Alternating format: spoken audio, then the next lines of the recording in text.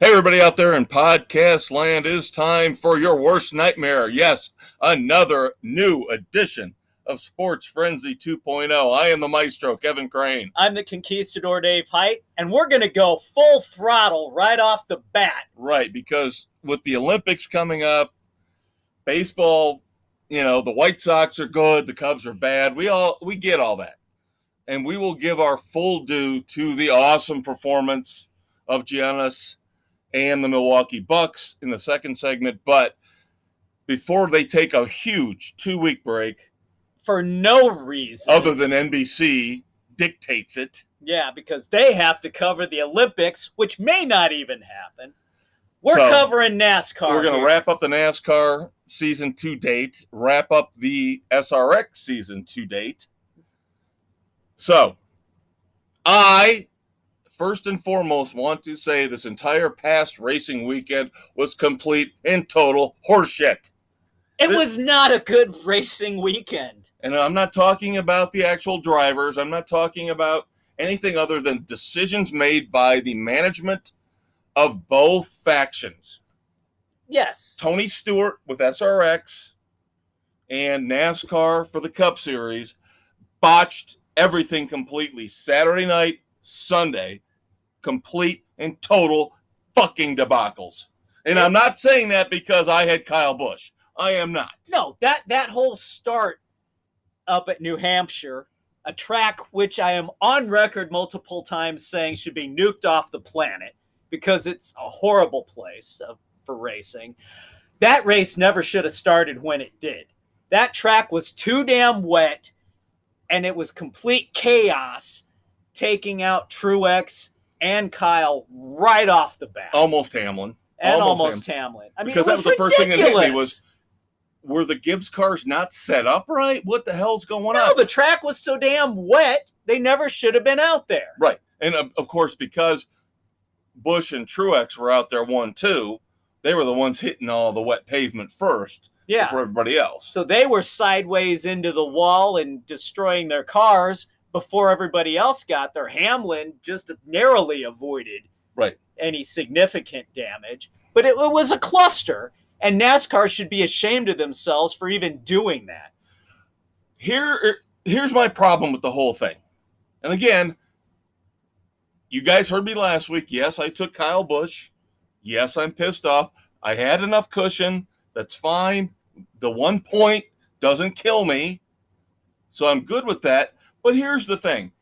Why are you starting a race on the East Coast at 3:15 in the afternoon, number one? Don't tell me you're still trying to kiss the West Coast ass. I am done with that. Yeah, I am so over and done with that. What happened to the 1, 3, and 5 start times? Didn't we have that 3 or 4 years ago? Where they screwed that up. So they should have started this race at 1. And if the weather wouldn't allow it, then you can kick it back a little bit, or you freaking wait until the next day like you normally do. Yeah, that's what I was thinking. And then again, you are on a track with no lights. Yeah. When does that come into consideration? There's no reason for that debacle to have taken place. Right. And this was the first race, I will admit, the first race where I threw up my hands and said, I'm done. I have not watched the whole thing. I know they ended the race early, 8 laps early. Yeah. Ooh, really? Really? Because of darkness. Again, that seems very manipulative to me. I don't like that. No, that was very arbitrary. If you were worried about darkness, you should have dictated it ahead of time. Or, better yet, have scratched it and waited until Monday. I thought they were going in the past. I thought they were going to do that. I thought they were going to stop the race, put it on Monday. That would have been the normal thing to do, but I'm sure NBC had an issue with that. And I'm done with them. I am so done with NBC. Please get rid of NASCAR. Push it off to somebody else. Give Fox the whole year. NBC sucks ass in NASCAR coverage. They do. It's absolutely despicable. I've told you. I don't mind the people they have. See, that's what I was going to say. You and I disagree on that. Let me finish. All right. All right. I don't mind them as individuals. They suck in the booth. Okay. They are horrible. They are the worst broadcast team ever to have done any race coverage. And that goes back to having dealt with Eli Gold. He was not a great announcer, but at least he could put a better sentence together, if you know what I'm talking about. Yeah. I mean, there were guys that you didn't like before, but this is just not a good cast of characters. What this is boiling Dale down Jarrett to, is the only one worth a hill of beans. Yeah. And he's buried with Kyle frickin' Petty. Who's an idiot. Yes. I can't stand Dale Earnhardt Jr. I can't stand listening to him. He's got the worst voice in the world for TV, radio, whatever. Steve Letart's an idiot. Steve Letart's got the worst voice. He's just like an idiot. Well, I mean, that and he sounds like a whiny namby-pamby in there. That's what I'm saying. He sounds like he's whining and crying about all this stuff. He's where got we're a all sitting there cartoon going, voice. suck it up, boy, and let's race the goddamn cars. Yeah, Letarte sounds like a special ed person trying to communicate what he wants to get through.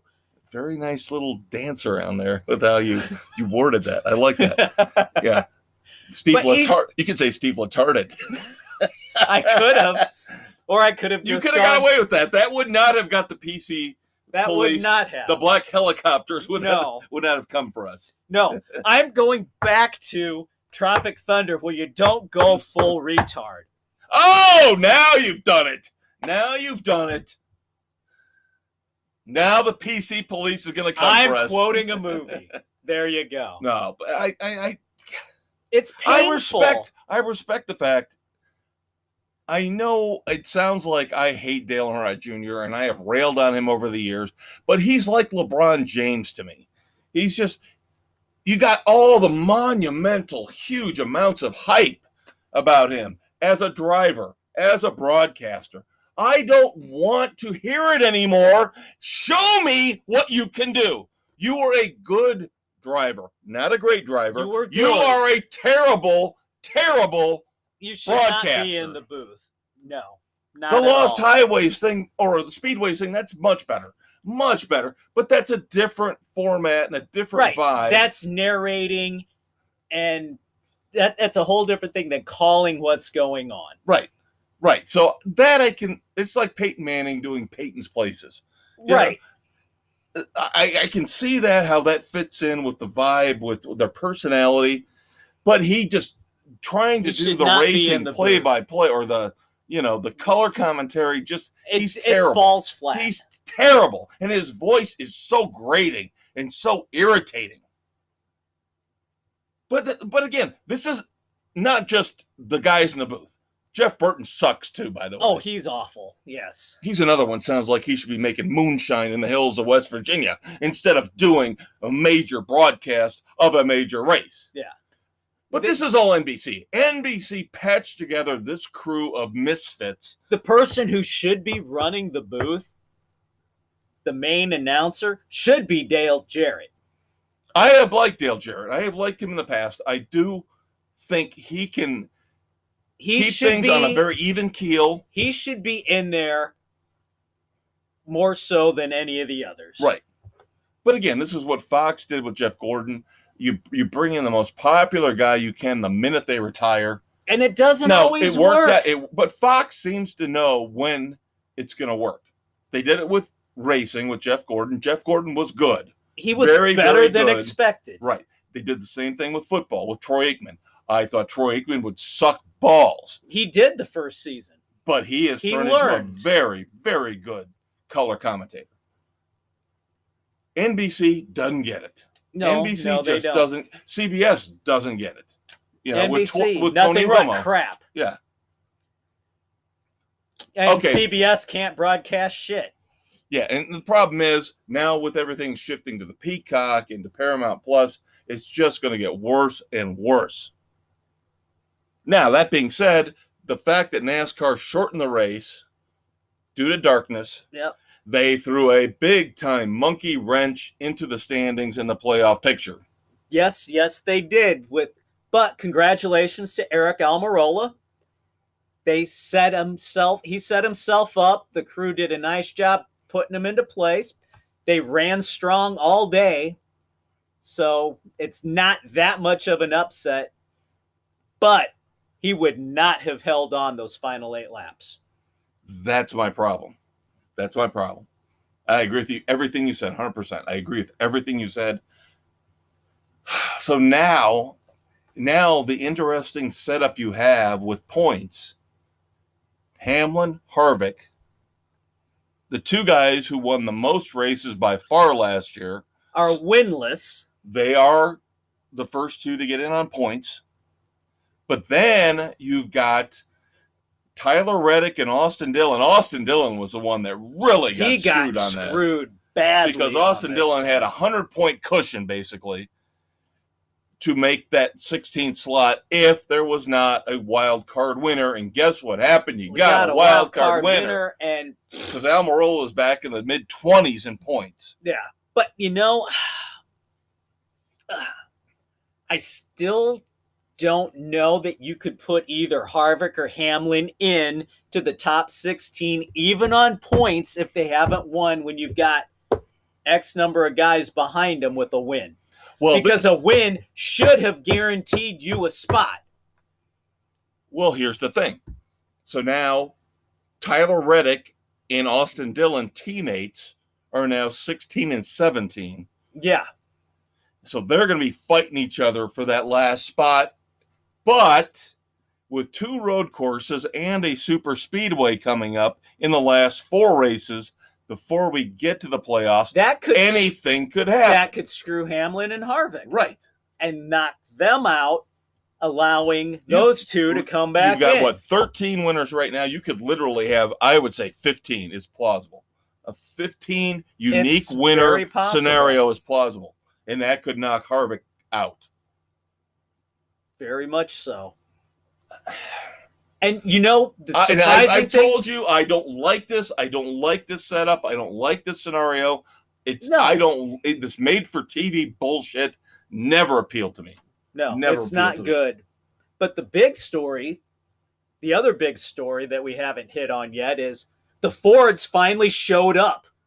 Yes, they did. They look really good. They looked fantastic for a change, where they were all running up front.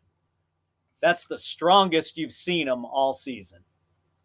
Now, off the track, the rumors that we were telling you people about, if you had listened to us, if you had taken Sports Frenzy 2.0 as your gurus of sports knowledge, as you should have and should do. We told you it was coming. It became official this week. Yep. Brad Keselowski is now full-time driver, part owner of Roush Fenway Racing. Yep, he takes over driving the 6 car. So long, Ryan Newman. Well, they offered him a part-time ride. Oh, part-time. Yes. Ooh. Yeah. So, they're going to go 2 cars. They are still staying with 2 cars, but they did offer Ryan Newman an option for a part-time ride. All right. Well, there we go. But do you think he's going to take that? But do you think he's going to get an offer for a full-time ride? Probably not. He's probably been flirting with retirement anyway. Agreed. So, but Keselowski's not just going to be the driver. He's supposedly taking on a significant role in the competition decisions within the organization. Right. So we'll see what that means later on down the stretch. Now going back to Penske, Austin Cindric will now run with the 2 car. Yep. They will be moving him up. So interesting to see, as NASCAR is a sponsor-driven sport. Keselowski, I assume, takes Miller Lite with him. Does Miller Lite drop out completely? That we'll have to wait and find out. So, but, did we touch on the Larson extension with Hendrick? No. Nope. Larson did sign an extension with Hendrick through 2023. Shocking. Oh my God, so shocking. Full sponsorship's already guaranteed for it. So not a surprise the way that he's been running. So the PC police lose this one. Ha ha. This is called forgiveness, people. This is called somebody makes a stupid mistake. They apologized. They had to bend over backwards. Create a crime. They had to bend over backwards, take sensitivity training, for Christ's sake. Come on. Anyway, good for Larson. I'm happy for this kid, for the redemption that he's got. Absolutely. I'm with you. 100% happy. He is showing you. This is what I like to see. Yes. You call it redemption. I call it justice. Nobody out there, none of us, Dave, me, you people listening, are clean, free, and clear. We've all screwed up. We've all said things we shouldn't have said. We say them every day. We've all done things we should have done. Kyle Larson's indiscretion in the grand scheme of things was nothing. Nothing to me. Next to nothing. And he had to pay the ultimate penalty. His career was almost destroyed. And he came back and he said, I'll show you. Screw you. I'll show you. How many people have had one comment who have had their lives destroyed over? It's ridiculous. Or a traffic accident, or a bar fight, or just everybody does something stupid in their lives. It's called being human. Especially when you're young. And he is young. Yes. I told you, I'm rooting for him. I am rooting for him to win the whole damn thing. That would be beautiful. That would be poetic justice to show people the PC police don't get to win. Exactly. And Bubba Wallace will be sitting there in 23rd spot, 24th spot. The Lord God King of political correctness. Yep. Walking around the garage looking for nooses while Kyle Larson wins races. Talent. And that's all I have to say about that. SRX. Again, another debacle. Another debacle. I watched it on tape delay, I'll admit. So did I. Weekend edition. Kids, check out the weekend edition. We have got some amazing stuff for you there. That will explain why I didn't watch SRX live.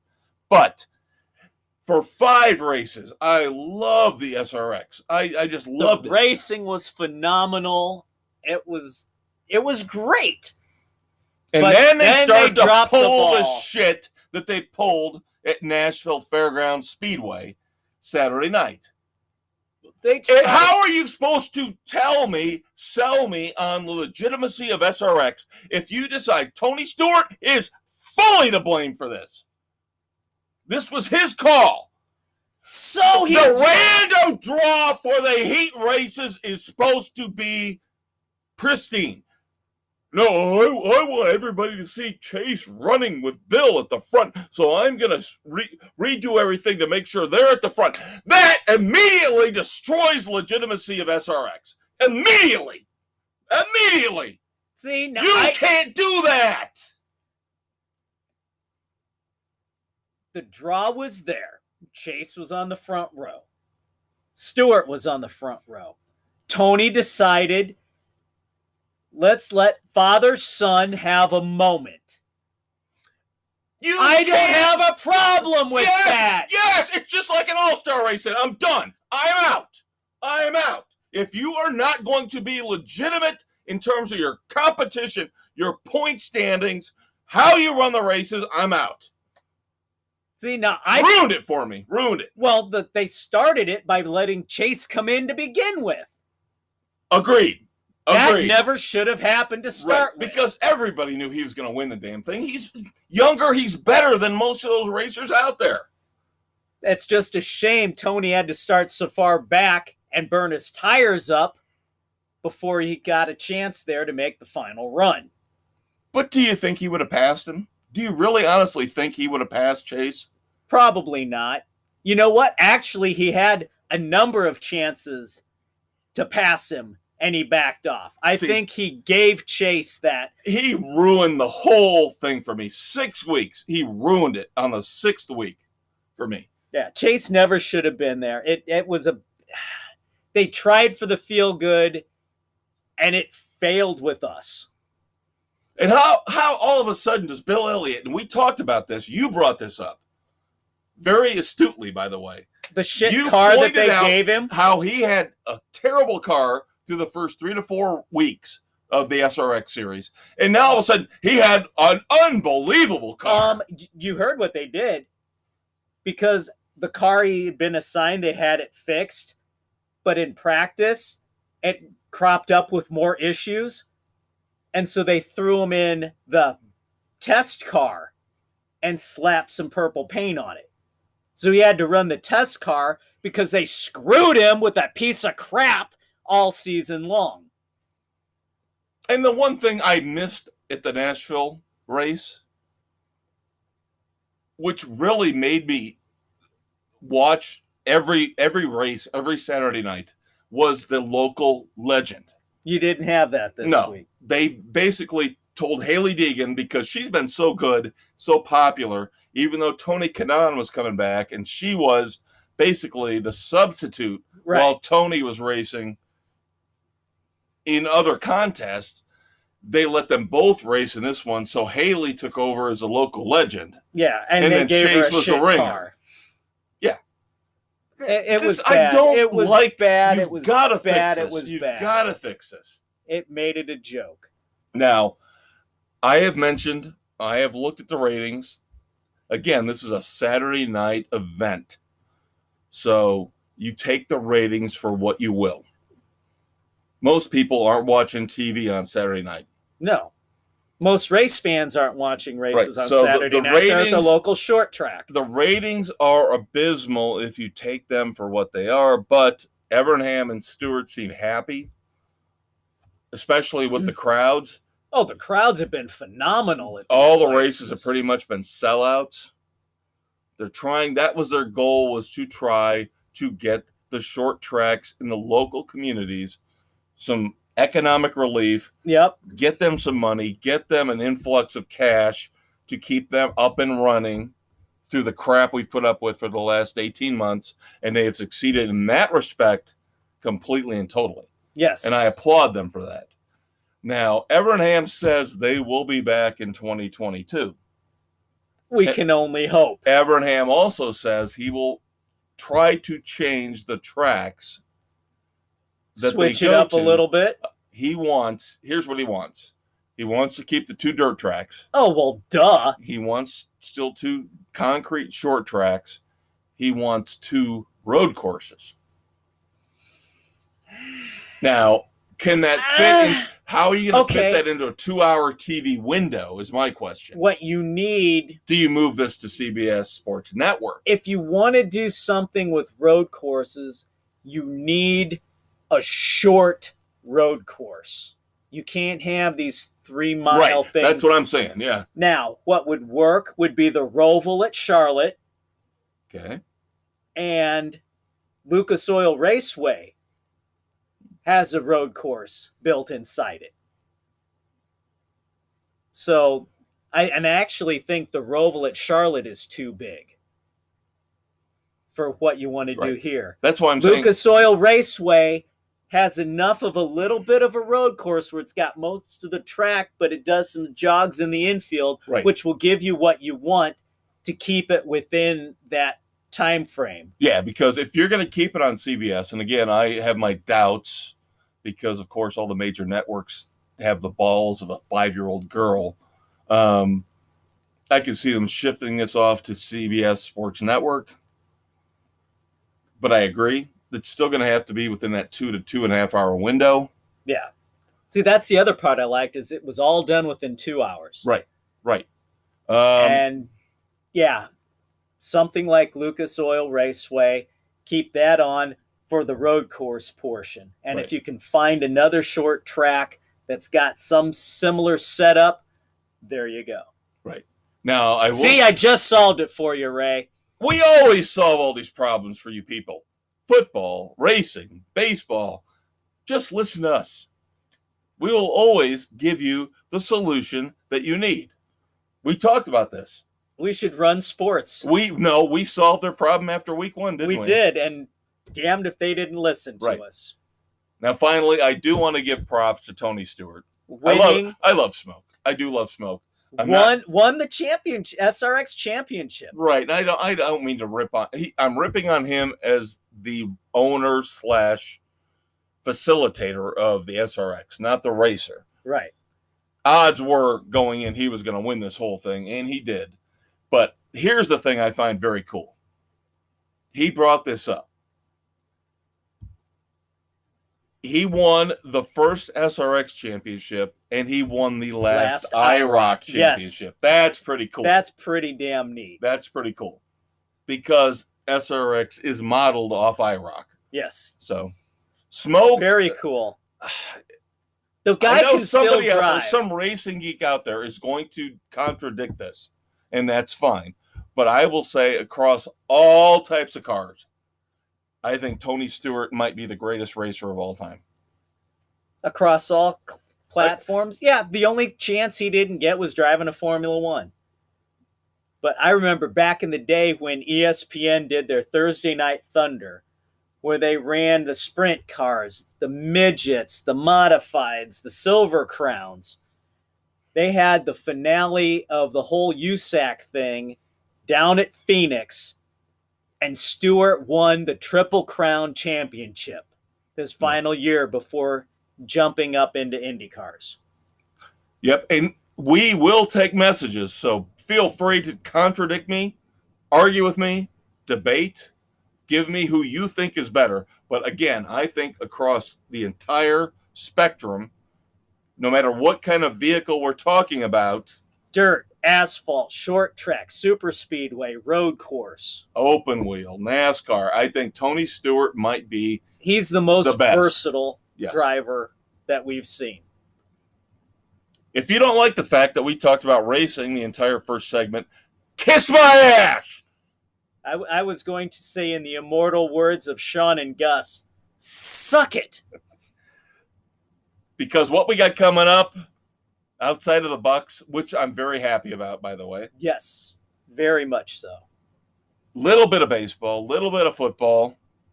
We do have dumbasses. We got a hodgepodge of everything. Some hockey, but yeah, this was what we wanted to deal with, was this bizarre debacle of a weekend of racing before we have 2 weeks of nothing. Well said. Next segment coming up after this. In a world of politically correct sports coverage, two individuals stand alone as the last bastion of sanity. The Maestro and the Conquistador star in Sports Frenzy 2.0, the podcast. Available on Spotify, Anchor, Google, Radio Public, Pocket Cast, Breaker, Apple, Overcast, and CastBox.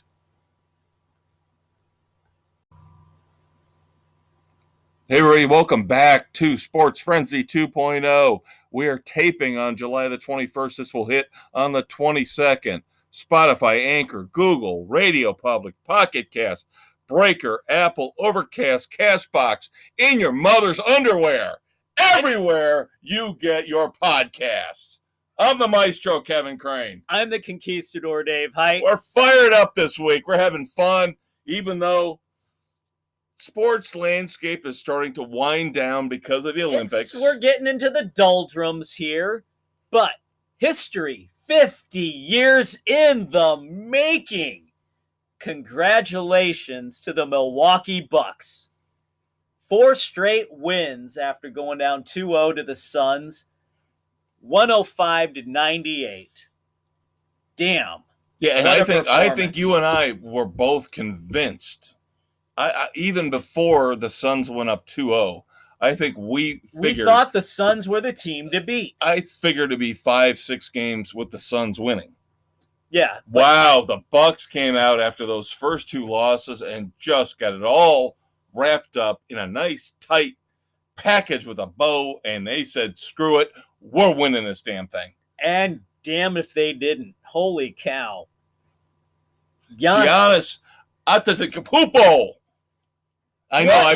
What a damn performance. 50 points in the final game to wrap everything up. 14 rebounds, 5 assists, and 17 and 19 from the free throw line, where people said he can't shoot free throws.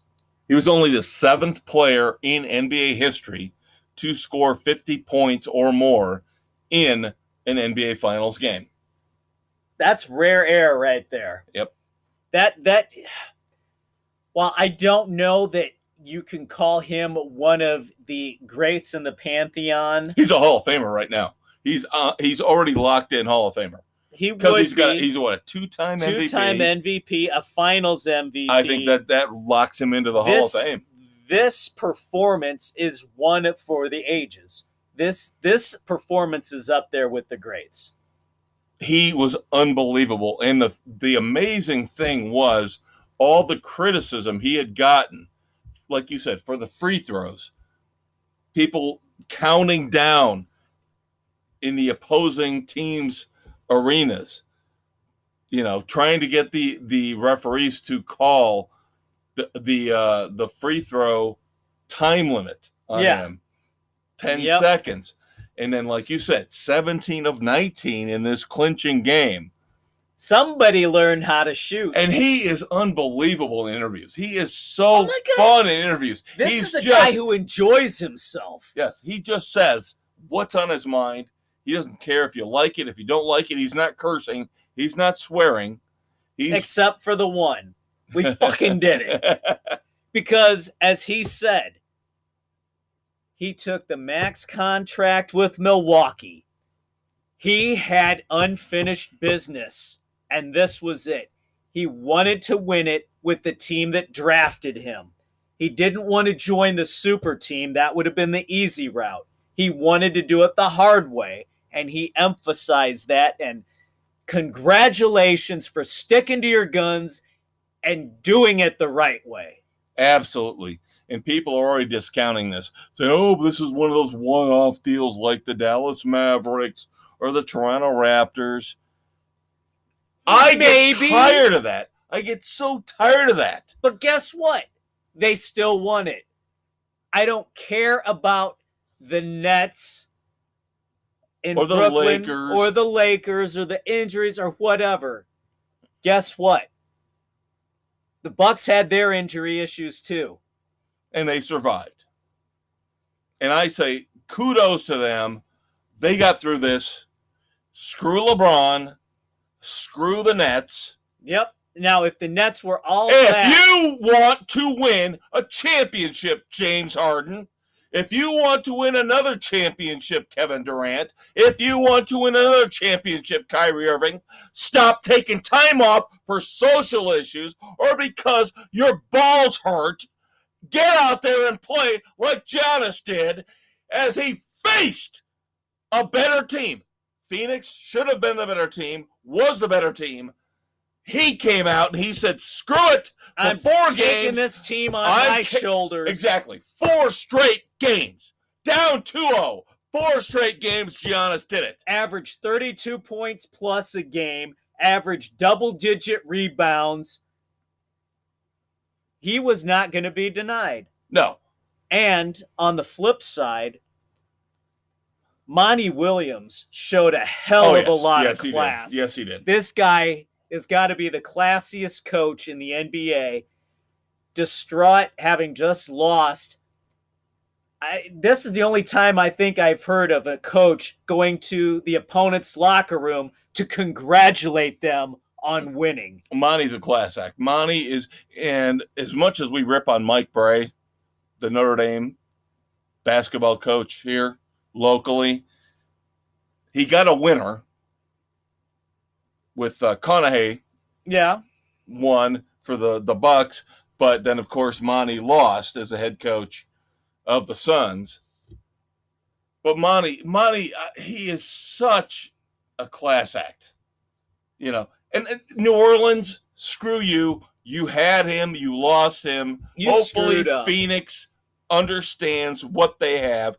The great mind, the great basketball mind, the class, the maturity. Now, let's see if Chris Paul sticks around, or is he going to try to pull whole super team thing and go somewhere else? Well, that's on him. He had Devin Booker, he had DeAndre Ayton, and he blew it. He blew it. Now, from what I just read, Paul said he's not done. He wants to come back. But he didn't say he's coming back with Phoenix. No. I hope he sticks with this Phoenix team. Good young coach, 2 good young players with Ayton and There's Booker. a solid core there. They do a little tweaks. But you could just see him going to the Lakers. You could just see him going to the Lakers. You could see him going mercenary somewhere. And this is why, in the end, this feel-good story with the Bucks next year will turn into something disgusting. Yeah. And look, ratings are better because LeBron and AD or KD and Harden are in. Guess what? I won't care as much as I did about this one. We saw one of the greatest 4-game performances in history in the finals. Yep. And it was a beautiful thing. Enjoy it, people. If you're a true basketball fan, this is one to thoroughly enjoy.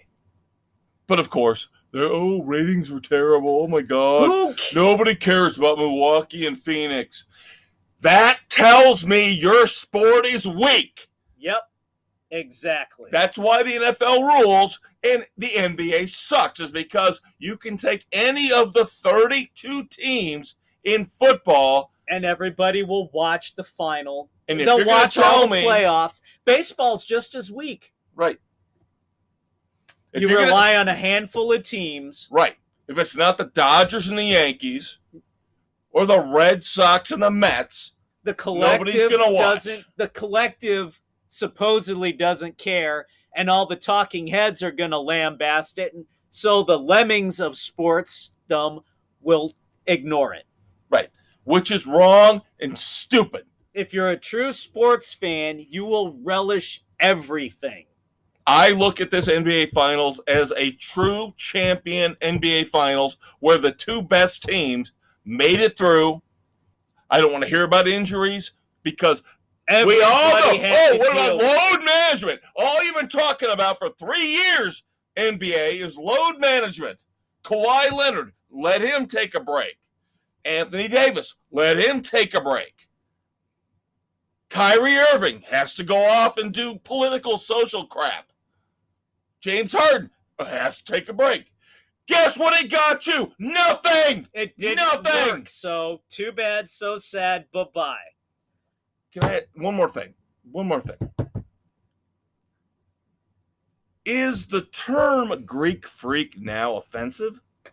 Because I did not hear anybody refer to Giannis as the Greek freak until this morning, after the finals were over. I heard one person say and they were talking about the French broadcast. But I had not heard anybody refer to him as the Greek freak for months and months and months. Does it really matter? How is that offensive? It's not. The guy is a freak of nature for athleticism coming out of Greece. He's Greek.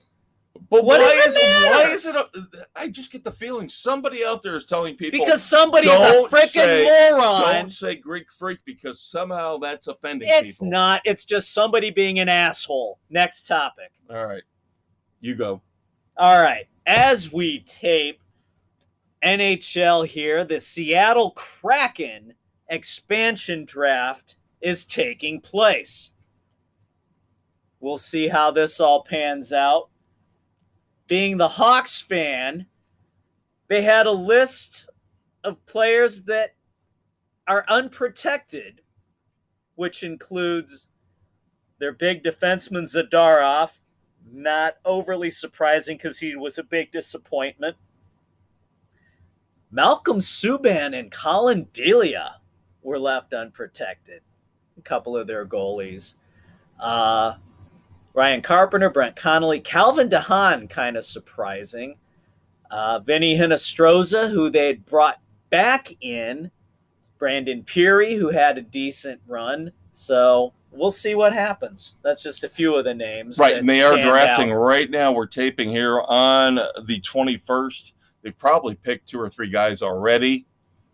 So next week we will definitely update you on how we'll give you the roster. The roster of the Seattle significant Kraken games, not the whole roster, just the bigger names. The thing that's interesting about these expansion drafts, not just hockey, but football, basketball, whenever they expand, do they go for the wins right away, or do they go for the younger players to build? So 4 or 5 years from now they're dominant, or do they try to go for it right now? You kind of have to do a little bit of both, like the Golden Knights did. Right. Where they put together a hell of a roster right off the bat that was semi-sustainable. Right. So, and they, of course, were the team that did not have to put anybody into the pool. Right. As an expansion team recently. A recent expansion team, right. Yes. So there you go. Few other nuggets. NHL schedule. They have built in the Olympic break right after the All-Star game festivities taking place in Vegas. So we still don't know if the NHL players will be participating. That's yet to be determined. But the break is built into the schedule to allow them to play if they do. Yeah, the whole Olympics. Screw the Olympics! The Olympics right now are screwing everything up. Everything up. The Olympics lost everything once the professionals were allowed to participate. Oh, we'll get to that later, too. So you and I, we've got an epic throwdown coming between the Conquistador and the Maestro in segment 3. So you stay tuned for that. He's going to frickin' ambush me on this one. Oh, yeah. That's what I like to do. But to make him feel better, to lull him into a false sense of security. We're going to talk about the great and glorious White Sox in baseball right now. You tell everybody about them. Sitting at 58-37, 21 over, best record in the AL coming into tonight as we tape. Coming off of the split doubleheader, a walk-off in the second game, and coming from behind again last night over the Twinkies. They're just something. There's no quit in these guys. They're going to battle throughout. Some good news for you Sox fans out there. Eloy Jimenez is expected back in Chicago with the big club at the end of July, early August. And tonight, as we tape here on the 21st, Luis Robert is making his first rehab start at High A Winston-Salem on his road to recovery. And Yasmani Grandal, with his knee surgery rehab, has started running already. So things are looking on the bright side. So we'll see what happens as we approach the trade deadline. Kids, let's just put it this way. All that ranting and all that raving from the Conquistador, the table on which our Sports Frenzy 2.0 laptop sits rose about an inch. Because he is so happy and so ecstatic. Certain parts of his body were popping up. You're just... Anyway. I'm waiting for the fire sale, the Cubs fire sale. Although I still find it disgusting that a team one game under 500 is going to bail, which is where the Cubs are right now. They are playing right this minute in St. Louis, wrapping up a series with the Cardinals. They are 47-48. Tied with those Cardinals for third, but 8 behind Milwaukee. Milwaukee's going to win the division. Hey, you forget that I went through the white flag trades of 97 when the Sox were 3 games behind Cleveland with over a month to go. Yeah, Jock Peterson's already gone. They've already traded him out to the Braves because of the Acuna injury. Yep. And I don't have a problem with that. I am going to be in a wait-and-see mode as a Cubs fan because Chris Bryant, yeah, he can go. They pulled him last night because of hamstring fatigue, not tightness. Fatigue. Because they don't want him to get hurt. See, now so they can trade him. Now the morons on Chicago Sports Talk are saying, well, gee, maybe the White Sox should deal one of their minor leaguers to the Cubs for Chris Bryant. I don't want that piece of garbage. The Big Blue W, one of our panel, one of our circle of 8, the smartest people in sports in the world, The Big Blue W texted me the other night, said he was going to the White Sox game, and said he thinks both Bryant, I don't agree with the second part, Bryant and Kimbrel will both be on the south side. I don't want either one. Why would you want Kimbrel when you've got Hendricks? Exactly. I am fine with Kimbrel will be traded. I guarantee you those two will be traded. I don't want either one on the south side. You might get Bryant. I don't want You're Chris not Bryant. Obviously, there's no point in getting Kimbrel. No, there's no reason for us to bring in Chris Bryant. He is not going to add anything. Cold, and I can't wait for the team that takes him on to think he's. Have you looked at his numbers over the last month? He's garbage. Have you looked at his numbers over the last 3 years? They've continually declined. Oh, but he had a great start to this season. I don't care. I know. He's damaged goods. I'm with you. Anybody with a brain knows you do not want him. He is not going to make a team better. I'm sorry. Not at this point. I'm thinking the Cubs might actually just rake all the prospects out of the Mets organization. I'm thinking that's what could happen. They could send both Kimbrel. The frickin' Mets could have them both. Kimbrel and Bryant, both to the Mets. I don't want either one. Diaz has just not worked out for them as a closer. No. So they would want Kimbrel as a closer.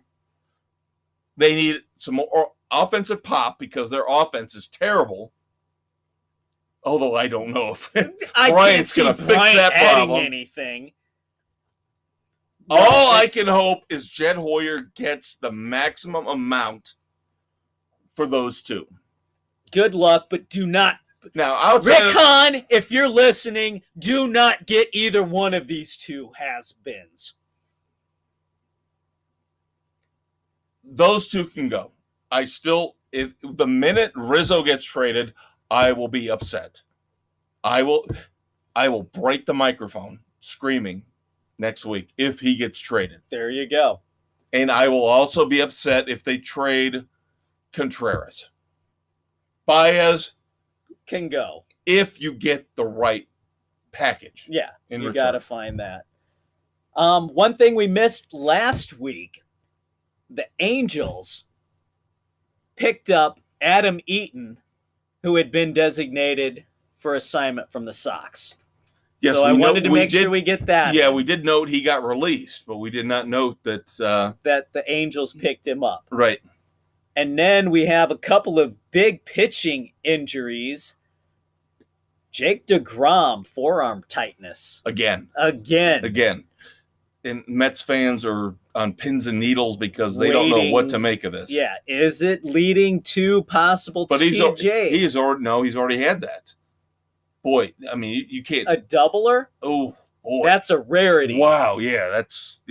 But speaking of Tommy John, the Tigers starter Turnbull has to undergo it now. And the Tigers are actually playing really good baseball recently. They are. They're playing surprising ball right now. But that's AJ Hinch. The thing is, all the cheating quote-unquote managers, isn't it amazing how now they're turning out to actually look like they know what they're doing? AJ Hinch has got the Tigers ship kind of righted. Cora with the Red Sox, they're dominating again. So maybe the cheating thing wasn't how they won. Maybe they're just damn good managers. Yeah. Gee, I think I was on record saying I wanted AJ Hinch as the Sox manager. Now, I'm still not a fan of La Russa. Things are going all right. He's made some decent decisions. I still think the players are outperforming what he can do, but we'll wait and see. But I was going to ask you about that because I think this is going to be a weekly thing. I think the Maestro is now going to start a weekly segment from now until early November. How does Dave feel about Tony La Russa? I'm still not a fan, although I think the players are starting to rub off on him a little bit because he's interacting with them a little bit more than he did before. He's not as standoffish with them. and he seems to be smiling and joking a little bit Is that in the because dugout. they got a lot of Johnny Walker sitting in the Maybe dugout? it's all the red wine that's sitting there for him. Or maybe it's such a fun group that he can't help it, that they're sucking him in. I don't know. But that's what I've loved. He has a more talented team. Same thing happened with the Cubs. Right? Same manager. Gets screwed again. Yeah. Bring in a new guy. Bring in an old guy. The more weathered, seasoned veteran manager with the kind of dynamic. The young players. Yeah. But Madden for the Cubs, he's a freaking hippie anyway. But he got one. He got one. So now you guys get one. So we'll see what happens with Stick Up His Ass La Russa. He seems to be lightening a little. Jury's still out. But the team chemistry is just phenomenal, and I don't think he can do anything to destroy that right now. I still think what we're looking at, and this will be a great, phenomenal World Series. I still think we're looking at White Sox Dodgers. That would be unbelievable. It would be intriguing. Yeah. But the Dodgers still have to get by San Francisco. Which blows my mind. Gabe Kapler. Just. I know. How the hell all of a sudden is he, again, you get with the right team, you get with the right group of players, and all of a sudden he's got them. They're battling it out right now with the Dodgers. 4-game series this week. They're 1-1 right now, playing tonight, and of course tomorrow. But yeah, they're slugging it out now. Yeah, the Giants don't have the kind of roster that the Dodgers do. No. The Giants basically have half the payroll that the Dodgers do. But a lot of it, as we know in sports, comes down to team chemistry. Right. Get the right guy in the right situation at the right time. You get the right mix of individuals who feed off of each other. It says a lot. Yeah. Check your ego at the door, kids. Yeah, now, unfortunately, with baseball, I think we're pretty much locked in. You know, it's going to take a lot to shift things around. I think you're looking at the Mets, the Brewers, the Giants, the Dodgers, and the Padres in the NL. Yeah. And in the AL, you got the Red Sox, the Rays, the White Sox. The Astros and the A's. Yeah, and it's going to take somebody stepping up here over the last 2 months to really push one of those teams out. Yeah. Because they're all well-managed, well-structured, chemistry good. Yeah. It's already shaping up to, you almost can see where it is right now, barring, you know what that means? Barring anything stupid happening.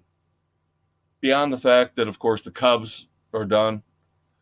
The Yankees suck ass! Thank you. The evil empire can suck it. Another year of failure for the evil empire. And I just drank to that. Aaron Boone, the most overrated manager of all time, if you've ever heard one of his press conferences. Yeah, my guys are really playing good right now. They're really playing fine, and they're really putting forth the effort. They lost today, but it was really a good effort. You are awful! Wait a minute. Wasn't that David Ross, too? You and I can argue about this. I am always going to side against David Ross. I did not like the hire. Never thought it was a great hire. The fact that they're even floating around 500. Did you see what they did 3 months ago? Their roster isn't anything close to what the Yankees have. The Yankees have maxed out the salary cap. I know that. They've got one of the 3 best pitchers in baseball in Garrett Cole. They got Giancarlo Stanton, the man, the myth, the legend, who's supposed to be one of the great players of all time. My back. Aaron Judge, same thing. Oh, I pulled a lad. I pulled my butt muscle. I pulled my glute. So I don't want you to compare the Yanks to the Cubs. I'm just comparing their managers. I'll take David Ross any day. I'm comparing their press conferences. Oh, Aaron Boone can't hold a fucking candle to David Ross, and I don't even like David Ross. Aaron Boone's an awful manager. Awful. Awful. Conceded. There you go, kids. That's a portend of, look that up, portend of things to come, because you've got a big, big argument coming in Section 3 with the Conquistador and the Maestro. It's got something to do with Alabama football, maybe?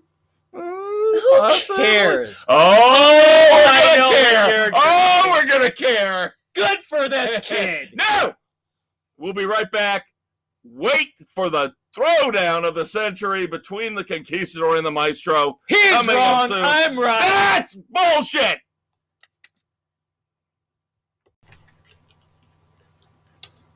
This is Coach K, and after my retirement from college basketball, I plan to become an analyst on Sports Frenzy 2.0 with the Maestro and the Conquistador every Thursday on Spotify, Anchor, Google, Radio Public, Pocket Cast, Breaker, Apple, Overcast, and Castbox.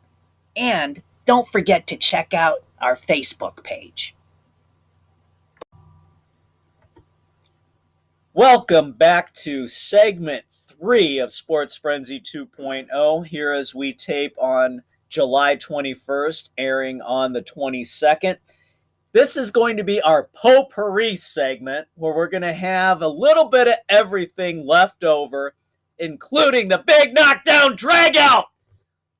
But we're going to wait for that for a little bit. So we'll start off with a little bit of NFL for you, kids. Yeah, unfortunately, I'm the Conquistador, Dave Height. I'm the Maestro, Kevin Crane. What do you got on the NFL? Yeah, unfortunately, all the news right now, no, it's bad. All the news is bad for the NFL as we get ready to open up training camps.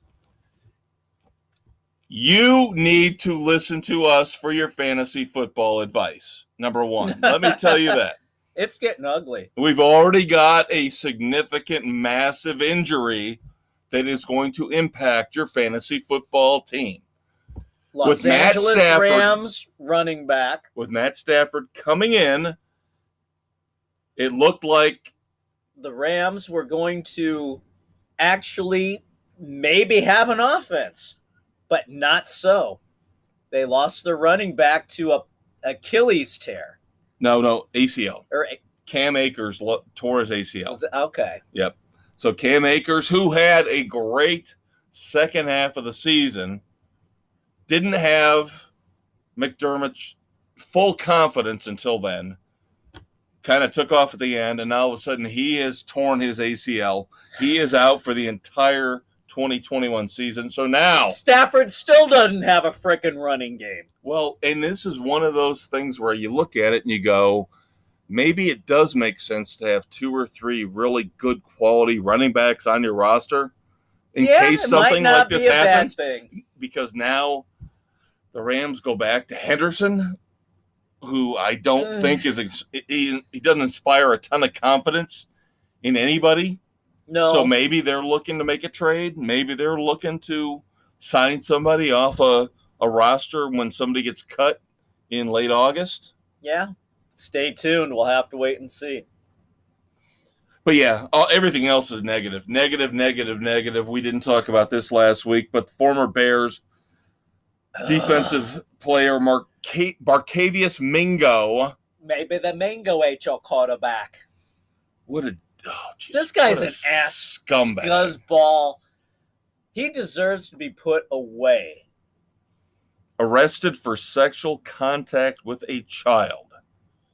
Thank God the Bears let him go before this came to light, or he did this. No kidding. God. And again, you don't come to Sports Frenzy to see the bright shining light of how wonderful people are. We will tell you when people suck. His lawyer, not only does Barcavius Mingo suck, his lawyer sucks. Because Atlanta cut him the minute the news came out, obviously for, plain, clear, simple reasons. You don't want to be associated with this. And the lawyer gets mad saying, I think it was a classless act for the Falcons to release him.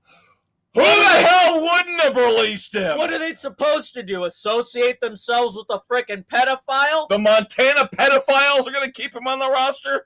Who's keeping him after something like this comes out? Oh, wait, maybe pedophile state.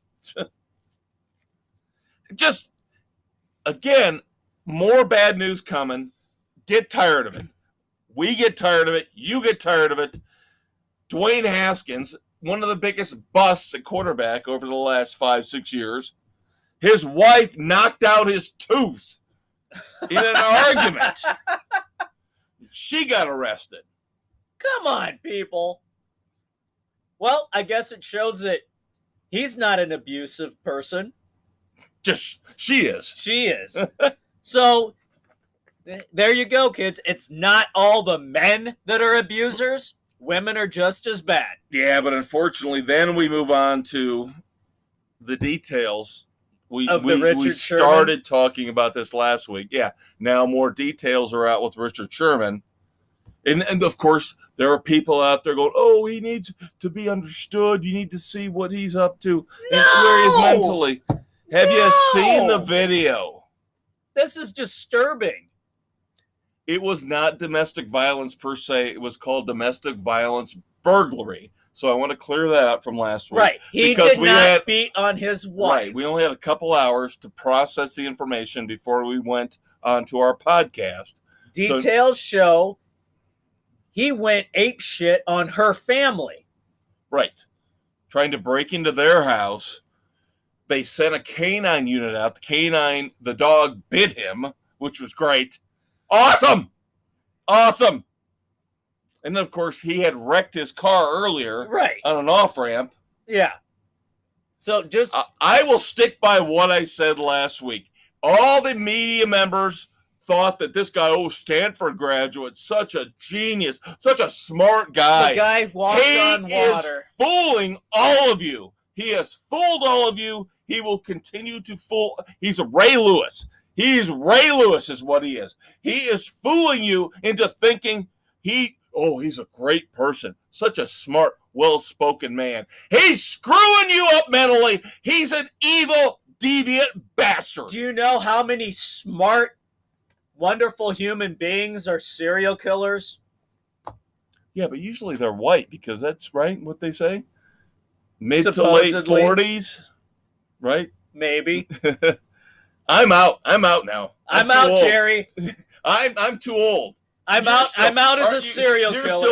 You're still no. I am 49. No. You passed 49. I passed the 49. I am now the poster child to be an active shooter in a mass shooting. You've gone from serial killer to mass shooter. Yes. I am now the profile of a mass shooter being a bald, middle-aged white guy with a goatee. There you go. Oh my God. That's the world we live in, kids. There's your stereotype. I'm offended by it. But unfortunately, that's what the FBI, the CIA, local law enforcement looks at. And you know what? Profiling in certain things, it's profiling because most of the time it's correct. And guess what? Even though my best friend, my brother from another mother, fits the profile, I know he is a upstanding, solid citizen. But he's right. The profile is there for a reason. The profile works. The profile fits sometimes. So keep that in mind. Now, profiling people who we might want to actually listen to when they do a football broadcast. Peyton Manning and Eli Manning will now do what they call Monday Night Football megacasts. Wow. I'm on board for listening to Peyton. Eli's a box of frickin' rocks. That's going to be painful to the ears.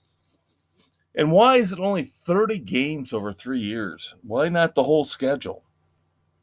Because they don't want to compete so much. I don't know. This is typical ESPN bullshit. ESPN Basically. doesn't know what they're doing, how they're doing it, when they're doing it, if they're doing it. They can't figure out their Monday night lineup. Oh, God. It's an absolute joke. In the end, you know what's going to happen. They're saying this is going to start off on ESPN2. You know damn well this is going to end up on ESPN Plus. Yeah. You're going to have to pay for it in order to hear it. Typical. Yeah. All right. Moving on to golf. The final major of the year is now done. The British Open won by Colin Morikawa, his second major. And at the tender young age of 24. Good for this kid. But again, we've seen this happen here over the last 10, 15 years where these guys like Jordan Spieth. Oh, who choked it away? Yeah, but Jordan at least finished second. You want to talk about choking? Let's talk about Rory McIlroy. Guys who like that. Disappeared? Yes. I don't even... at least Jordan Spieth won $1 million for finishing second. Okay? You can say he choked. I don't say he choked. The guys that choked are the guys like Rory McIlroy, Bryson DeChambeau, who can't show that they can handle the pressure in the long term. Yeah, but come on. In Rory's defense, he had somebody molest his club last week. So he's psychologically damaged from that. Now the fun part of all this, was the Brooks Koepka Bryson DeChambeau feud keeps getting more and more energy and fuel because DeChambeau came out and played miserably the first round. He blamed his driver, his Cobra driver. Cobra came back and ripped on him and said, basically... User error? Yeah. Don't you dare say anything bad about our driver. Our clubs are fine quality. You just don't know how to hit it. And again, Brooks Koepka comes back in his press conference later on and says, oh, my driver's been great. I love my driver. Just like he did with the whole caddy thing. Right. I am loving this. This is why I don't miss Tiger Woods at all. No. Tiger can stay away forever. This Koepka DeChambeau battle is awesome. This is what golf needed. Two guys who can't stand each other. And go back and forth, even though neither one can compete for crap right now. Well, Koepka is at least getting in the top 10. You're right, but though. They're not battling for the wins. That would be the only thing to make this better is if they were actually competing for the wins. I would like to see the ratings. If you got next year, you got to the end of the Masters, or you got to the end of the PGA Championship with those two in the final pairing. That they had to play Would we together. actually see record? This would tell you if people care. Would we actually see record ratings for golf? I would watch. I'd be all down with it. I would be all down with that. NBC, that would be must-see TV. Yeah. Now, we talked about the controversy of ESPN with Maria Taylor and the Wicked Witch of the East. Oh, that hook-nosed Now, Banshee. Maria Taylor supposedly is leaving ESPN for NBC. So they're basically saying Maria Taylor's going to take over that Sunday Night Football slot. Mike Tirico moves in when Al Michaels retires next year. So she takes over with the unbelievably exciting Tony Dungy. Oh, God help us. Get rid of Tony Dungy. Please. And we have a local frickin' billboard talking about being a foster parent with Tony Dungy on there. You talk about a load of crap. I agree. It sounds harsh. It sounds cruel, but Dave and I both agree. Tony Dungy is not the person to be talking about things like that because he failed as a father. Andy Reid and Tony Dungy both have failed as fathers. Yet nobody will call either one of them out. It's not racist. It's fact. White, black, it doesn't matter. They both failed. Yep. Andy Reid's kid is a freaking drug addict, alcoholic. And at least Tony Dungy's child did not kill somebody else or severely maim somebody else. No, his depression got the better of him and he killed himself because daddy wasn't there. All right, let's just go, Dave. We didn't do any of our Olympic stuff. We don't have time. We have got to fight about the NCAA football endorsement rules that you love so much. Damn right.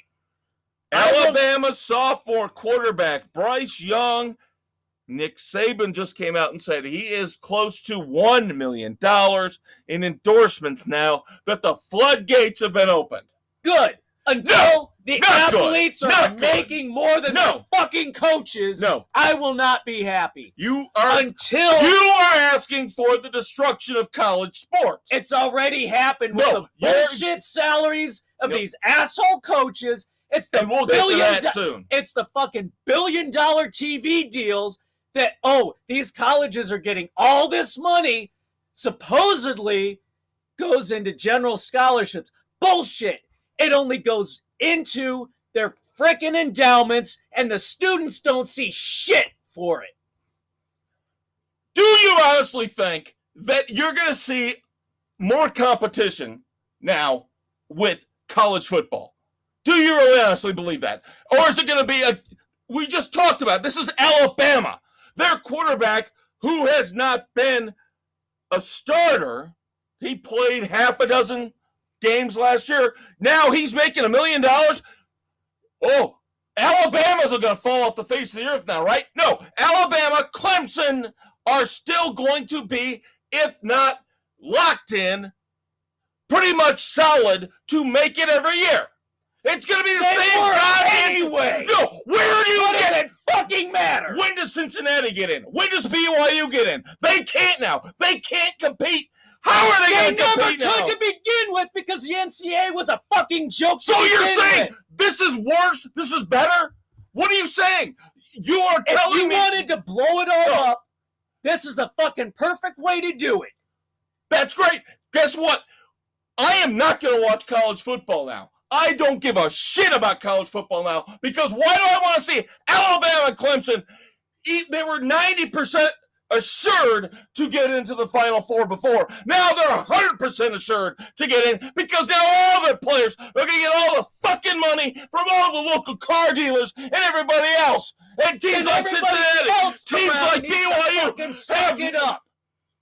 No, you're fucking unbelievable, man. Let everybody else step up like all these people. Bullshit! How do you expect all these? You're going to have to cut all women's and men's sports in swimming, in lacrosse, all the minor sports go away. They have no money to give them. They're still getting it. No, they will not. They will not get the money. You're out of your mind. You are crazy to think that this is going to fix college sports. This is going to destroy college sports. Then let's wait and see what happens.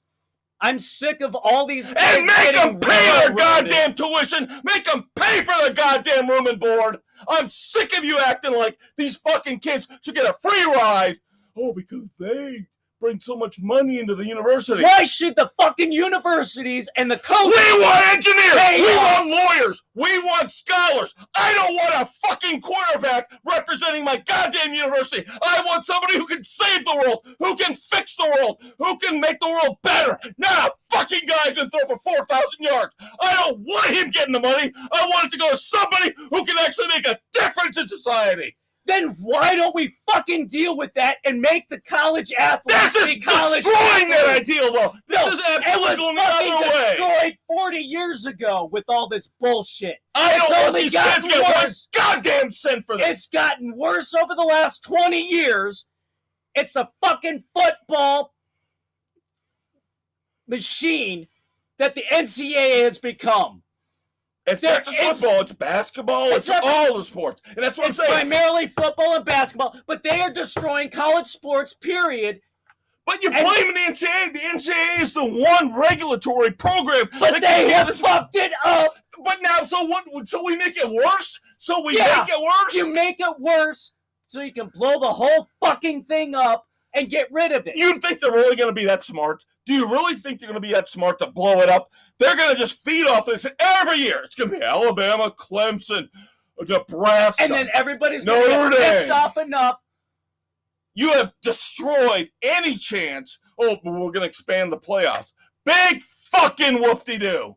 So what? That means Georgia every year gets in no matter what.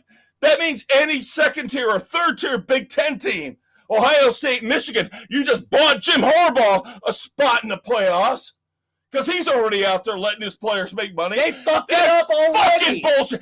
IU screwed. How the hell is IU supposed to compete with this? How's Purdue supposed to compete with this? The answer is they can't. They haven't been able to begin with. Why you're not making it any better. You're making it worse. You gotta make it worse to get to where you want to be. But you have too much faith in humanity. They are going to take this and run with this, and we're never going to see this get any better. This is like fucking soccer. That's soccer. All you get is the same teams over and over again, over and over again. That's all you've had. So what does it fucking matter? You go in and you tell them, no more Alabama, no more Ohio State, no more Clemson. You tell them you can't pay your players, let alone that. You can't recruit as much as you do. Now you've opened the door for them to be able to bring in Alabama, Clemson, Ohio State will have the top 40 recruits every goddamn year. They do already, so no. matter? No, you've made it worse, not better. You had a shot. You had a chance. Notre Dame, Cincinnati, BYU had a shot at getting at least 2 or 3 of those kids. Now they have no shot. No shot whatsoever. This will stay for another day because I will not back down. I know you won't either. This is just bullshit. I wanted this to fucking destroy college sports so you could build it back to the integrity that it used to have. If what you're saying would happen, I would be with you, but you have more faith than I do. Because once all this shit the greedy happens, bastards at the few schools will dominate over the many. Once everybody gets sick of it and they stop tuning out, then those stupid fucking mega TV ESPN, the rat, you know the rat will just shovel more money into these schools because they own the college football playoff. The CFP, they own it. Which is a fucking joke in and of itself. They're going to turn college football into the NBA, where it's every year. It better be the Lakers, better be the Celtics, better be the Lakers. Oh, all we're going to hear this year is how the ratings sucked because it was the Bucks and the Suns, even though you and I enjoyed the fact that you had 2 teams that hadn't been playing for a championship for 50 fucking years. No, we didn't have LeBron, so ratings sucked. Fuck LeBron. We don't Fuck need college football. I'm tired of it. There we go. I haven't watched any Alabama games. I'm sick of those fucks. I'm sick of Clemson. I hate Ohio State. Speaking of Clemson, my dumbass of the week, feeding right into what we're talking about, Dabo Swinney.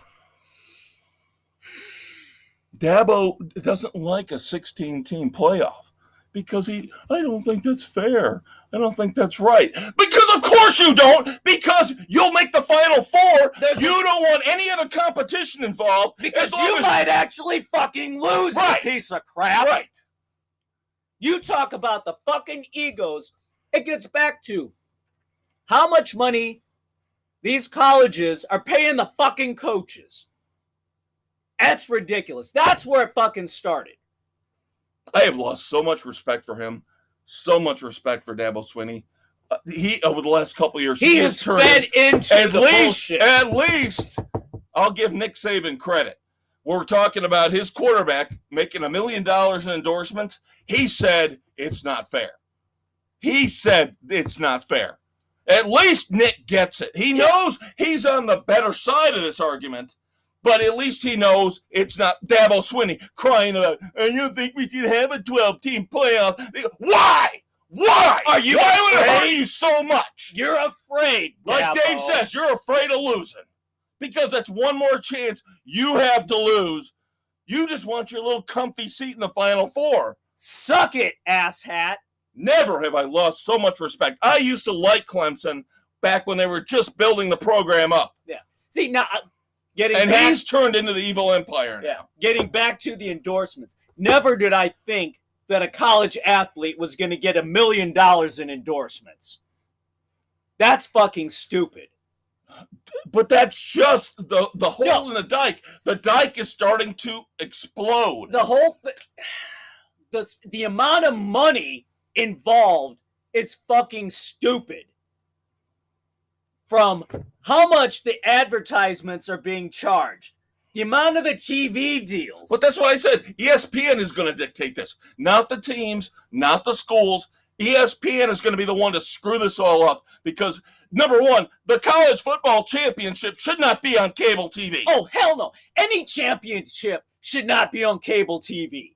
Championship games should be played on network television. End of story. Access for everybody. Now, our buddy, one of our two favorite coaches of all time, next to Gundy. Our favorite is the pirate. Talking about his fat little girlfriends, his players' fat little girlfriends. His retort wasn't a direct response to Dabo Swinney, but he did come out and say, why don't we just go to 64 teams? Like basketball. What does it matter?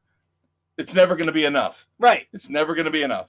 Mike Leach might come off as the most ridiculous nutbag sociopath of all time. But the guy is smart. The guy ends up making sense in the long run. He He really does. You got to get through all the rhetoric and insanity to boil it down to he gets it. Yeah. Now, Olympics, real quick. U.S. women's national team. First game gets it handed to them by Sweden, 3-0, ending their 44-game unbeaten streak. Which wow. Doesn't break my heart a bit because everybody goes, well, no, we're supposed to root for the women. They're so awesome. They are the most arrogant, entitled idiots of all time. Rapinoe and all, purple hair. I hate her. If you've listened to this show, you know I hate her guts. They are the most entitled, whiny, egotistical babies of all time.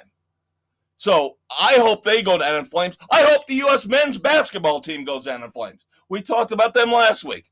They lost their first 2 exhibition games. And then they had the Now they got COVID issues. Yeah. Because Bradley Beal had to go back home because he had COVID. So now here we are, taping the Wednesday before the Olympic opening ceremonies, and Japan is still saying they could cancel the whole damn thing up till the last minute. And what, Poland had to send players back? Yeah. On one of their teams because they overestimated how many they had to have? Yeah. So they had to send half their team back or something like that? Yeah. This is just a clusterfuck, kids. The Olympics used to be something special when it was supposedly your amateur athletes competing. The best amateur athletes from around the world. No money involved. No money involved, Dave. No money involved. See, you're proving my point. Yes, you are. But every yes, other you are. You know you are. The U.S. for how many years was the only country putting their amateurs out there? I know. But at some point, the snowflakes out there, the liberal snowflakes sit there and they go, oh, now it's coming back to haunt us. The arrogance of America. It's not the arrogance of America. Of the world. And it's the arrogance of the athletes. Yes. Primarily on the athletes. They used to care. They used to now actually it's give a damn. Me. Yeah. What kind of endorsements can I get?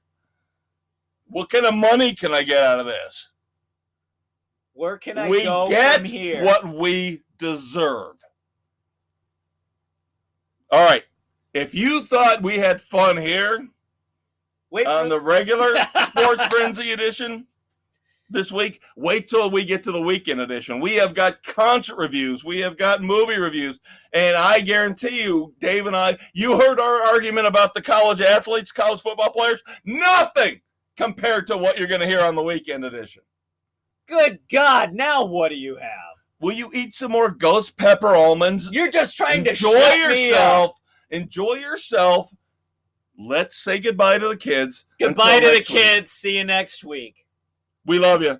We'll check you out next week. We hope you enjoyed the yelling and the screaming as much as we did. It's all we do.